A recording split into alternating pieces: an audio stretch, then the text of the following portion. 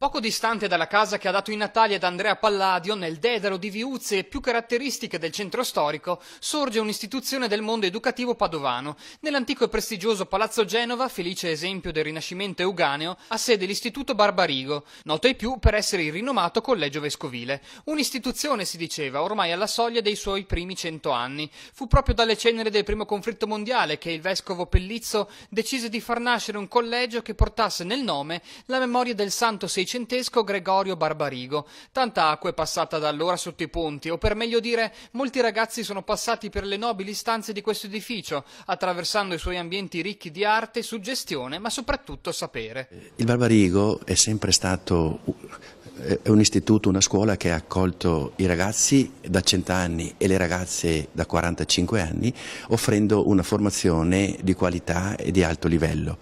Porte aperte a tutti, ma con l'impegno per ciascuno a dare il meglio di se stesso e diventare quanto la vita chiede di dare. Quasi 100 anni dietro le spalle, ma adesso lo sguardo è tutto rivolto verso il futuro, nell'ottica di implementare l'accessibilità dell'istituto, sta per essere lanciato il nuovo sito web, e fare del Barbarigo un luogo di cultura tout court, grazie all'introduzione, nelle aree ristrutturate dello stabile, di 4 fondazioni. Dal prossimo autunno, dalla fine dell'estate, qui troveranno sede 4 fondazioni: la Fondazione Lanza, la Fondazione Bortignon, la Fondazione Zancan e il Centro Toniolo.